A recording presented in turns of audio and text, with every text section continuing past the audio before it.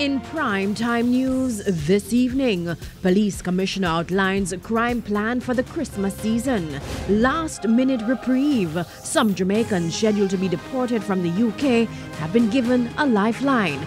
And anxiety among senior citizens amid fears they're being targeted by criminals.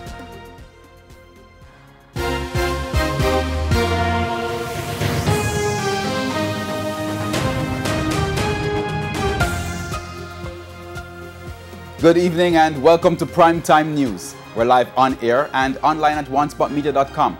I'm Herman Green. And I'm Janella Precious. Also this evening, the business day, primetime sports commentary, E-Prime and weather. But before the break, the feedback question. Our question this evening.